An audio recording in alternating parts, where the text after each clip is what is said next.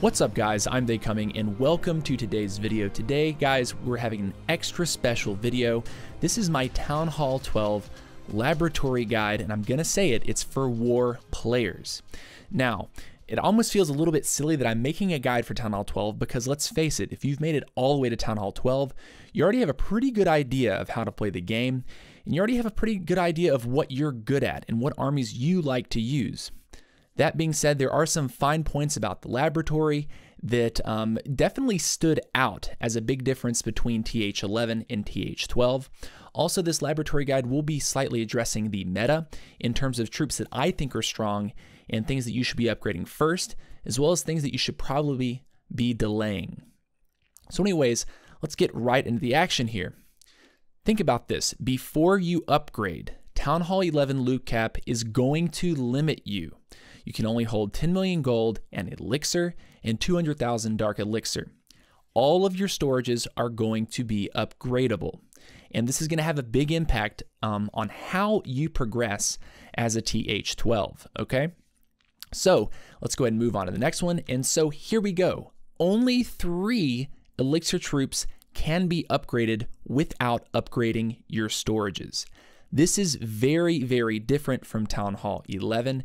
There were definitely, I believe, a few more things that you were able to do right off the bat with max Town Hall 10 storages. So just be aware, those 3 things are going to be your baby dragons, your siege machines. You can actually max out your siege machines if you so choose to do so on day 1. Next up, conversely, all Dark Elixir troops can be researched before upgrading your Dark Elixir storage. This is very different from Town Hall 11. You know, just the fact that it feels like Supercell is encouraging us to perform these Dark Elixir upgrades in our lab first. I think this is actually a really good thing. It's almost like they're forcing us to be war-focused and war-minded. And I will warn you though, most of the upgrades for Dark Elixir troops are going to cost you at least 200,000 Dark Elixir. So it's going to take your whole storage if you're still hanging on to your max TH11 storage. So, people always ask inside of these streams that I do, if I had to choose between Royals or my laboratory upgrades, which one should I do? You know, should I do this troop or should I do my queen? And I usually say the same thing to about every person that comes in, and that is that the lab is always the priority. And this is especially going to be the case at the beginning of TH12. Your 50-50 20 Royal set, provided you max at TH11, these are going to be plenty powerful to start TH12. The 50-60 and 50-60 for your king and queen, these are going to be great improvements, but they are going to be very, very expensive. And beyond level 51, they do require a Dark Elixir storage upgrade, so just keep that in mind. Also, anything for the Warden that goes beyond level 21 is going to require a Elixir storage upgrade as well. So, moving on. Next up, and this is going to be sort of I bet this is going to be a contested topic in the comment section, but siege machines. Should I upgrade them, right? You know, should I just rush those up? Do I really need to do those? First, think about the cost of a level 1 siege machine. They are 100,000 gold to create, and this is rank 1. At rank 3, they go all the way up to 150,000 gold. So these are expensive things to make. And as a TH12 and a clan with a lot of other TH12s, I've found that it's not really a good idea for me to upgrade my siege machines. We should just be sharing back and forth. So there's really one of 2 scenarios, and I have them on the screen for you right now. A clan that has other TH12s in it, if you're in that clan, you probably should not upgrade the siege machine. However, if you're in a clan that doesn't have other TH12s, or you are in a younger clan that doesn't have a donation perk, this is usually, I think this is going to be pretty unlikely. Most TH12s are going to be in established clans. I would suggest upgrading because you want to be able to give and use max level siege machines. So let's move on. So this is going to be the breakdown for, you know, just how we're going to structure this laboratory guide. What do you want to do first, etc., etc. For tier 1, I've listed these to be your win conditions, and we'll explain what each of these means as we go. Tier 2, these are going to be your support troops, and for tier 3, these are going to be your utility. Let's move on to the first tier. So For tier 1, these are going to be the most common troops that are going to win you raids. These are called win conditions. They're going to be troops that deal damage and carry the attack to victory. Now, much like my Town Hall 11 laboratory guide, bowlers should come first. And this is the only troop that I'm going to say right off the bat. I think you should just go ahead and smash this troop out. It's going to wipe out your Dark Elixir storage when you first get to TH12. But in my opinion, that's totally acceptable. I don't think doing your queen first is really that much value. Getting this troop going the moment that your laboratory is ready is going to be a really, really good idea. Next up behind it is going to be balloons to level 8. It's going to cost you 12 million elixir. Now, ideally, between your bowlers and your balloons, you should be upgrading your elixir storages. That 12 million elixir upgrade is going to require you to have all of your elixir storages maxed out.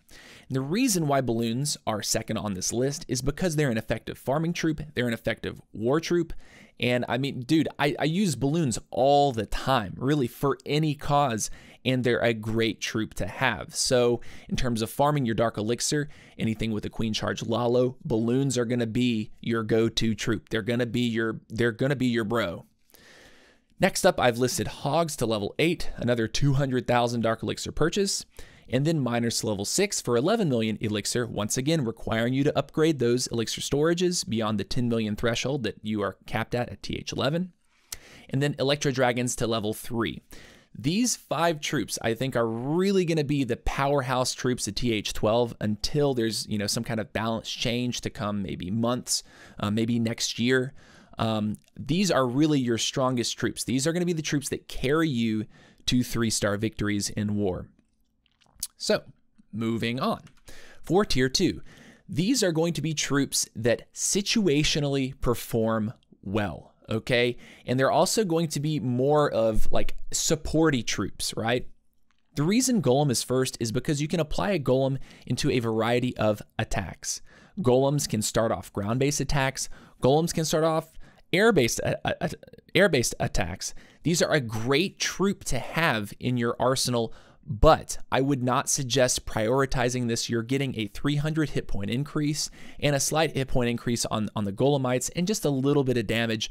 Level 7 Golems are going to be plenty powerful enough as long as you're hitting like weighted TH12s, you know, earlier TH12s like yourself. Next up, I've put Hounds to level 5. And, you know, you could argue that you could swap Hounds and put Hounds first before Golems in this particular tier. I think Hounds level 5, you know, more tankiness, more Lava Pup spawned on death. Great troop to have, great troop to pair with a Laloon. So if you're looking to really create a powerful, you know, pristine Laloon army for TH12, Hounds level 5 could be a great option. Next up, Witch to level 4. Now, a lot of you are probably going to say, dude, witches and bowlers, they're so good, they're so broken. Why did you put the witch in tier 2? Why did you put this into a support category? And that is because by themselves, witches do not get the job done. Witches are required to have other troops, you know, other troops around them in combination to create a synergy to be effective. Also, you're not going to see a, you know, some kind of small kill squad involving 5 or 6 witches. No, you're going to see a small kill squad involving 5 or 6 bowlers, possibly some Valkyries inside of your inside of a siege machine, but you're not going to see someone trying to run it down, you know, for a nice chunk of value with witches to support the king, queen, and warden. That's just not how the game works. That's not how, you know, this troop just isn't going to stand up against defense as well like that. After that, Dragon to level 7.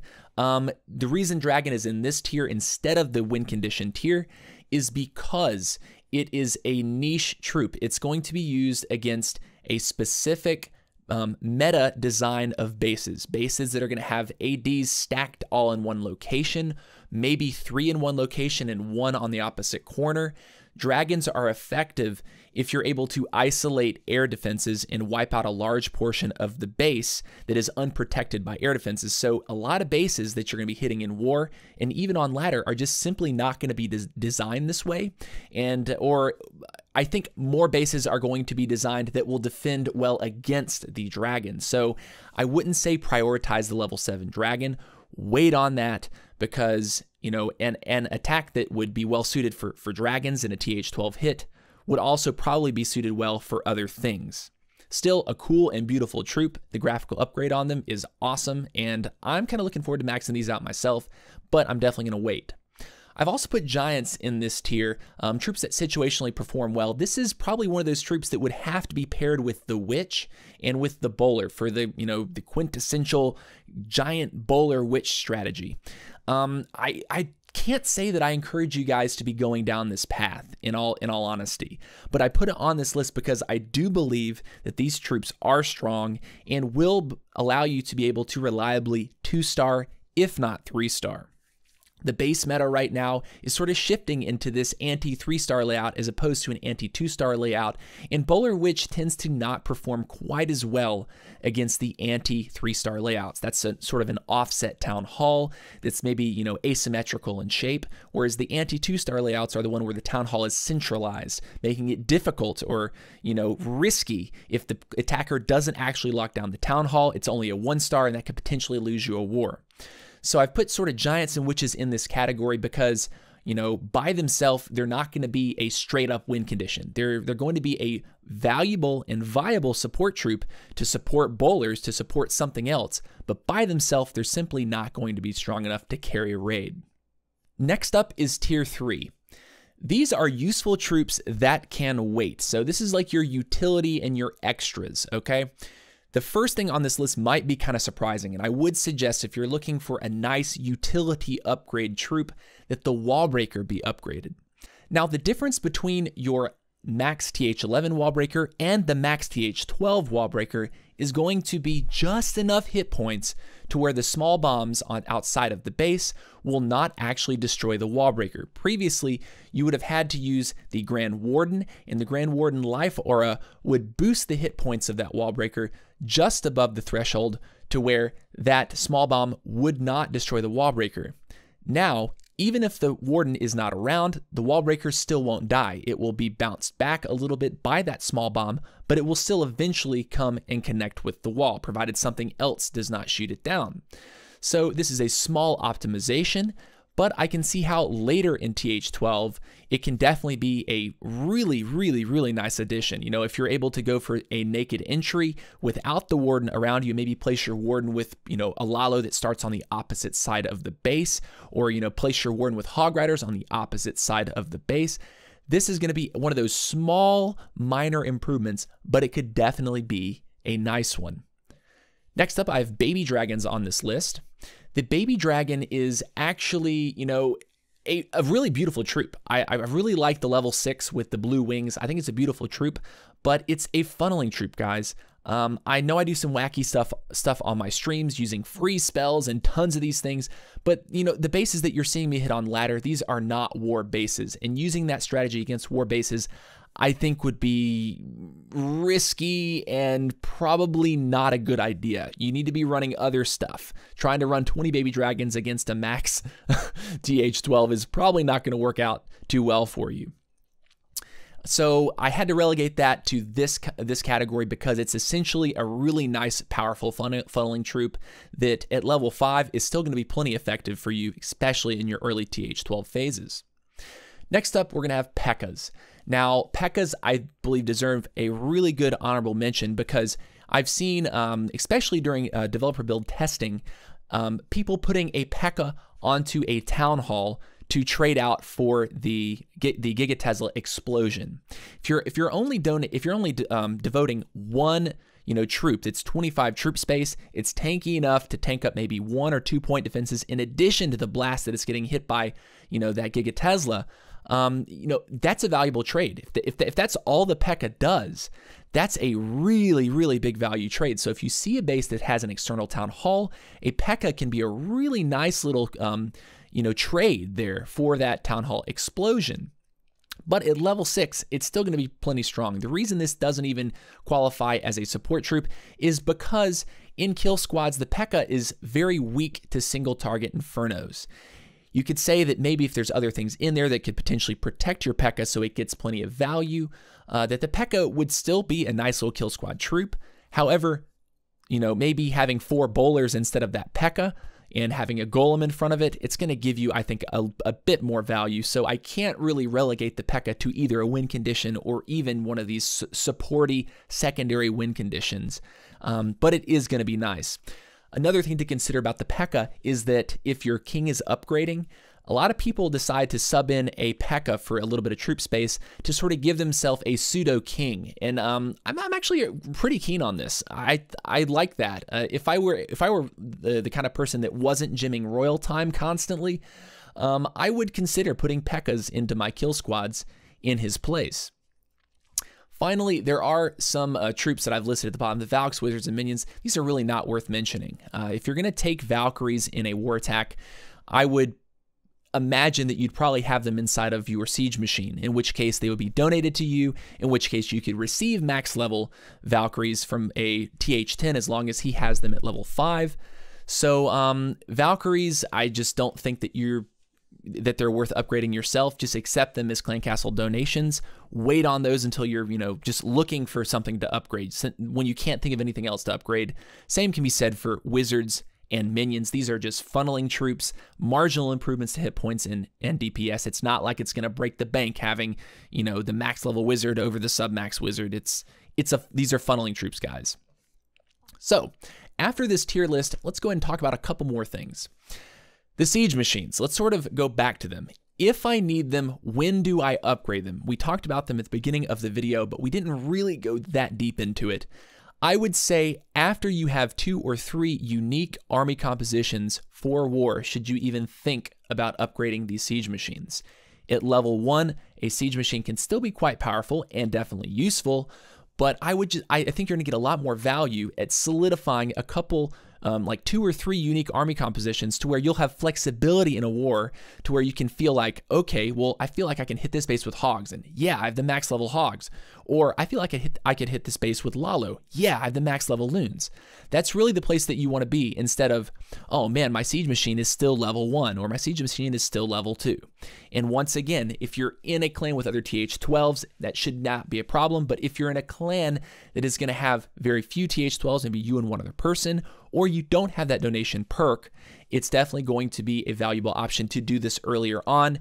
You're going to be at a slight disadvantage. You're probably going to waste a lot of gold in the process, but I don't think it's going to be that big of an issue. Finally, and these were not mentioned as part of the troops, but spells. The question is, where do the spells fit into all of this? I'm going to go ahead and say this very, very clearly. You should be doing these with books. Use your magic items to insta-complete your skeleton spell and your free spell. The skeleton spell gets an additional 6 skeletons, bringing it up to 30. I believe, and the free spell gets an additional ½ second of freeze time. I actually really like the freeze now in its 1 spell slot state. I think that the free spell is actually quite strong. In fact, we've seen freeze being used at Town Hall 9 and more freeze at Town Hall 10 as well. So I'm actually really, really interested to see how freeze usage evolves over time. However, if you maxed your free spell at TH11, this is going to be, just a marginal improvement. Neither of these are things that you have to have. I'd say focus on your troops. But the key is that you should not let your lab slow down for a spell upgrade unless you've literally completed all of your troops. So use a book of spells to complete both of these things and just don't waste your time, letting these things cook. So anyways, guys, I hope that you've enjoyed my Town Hall 12 laboratory guide, and I hope that it's been informative and that you've learned something from it. I hope that you're able to make better decisions about what you want to do with your laboratory and progressing yourself at a better, more intelligent pace. Take care. See you later.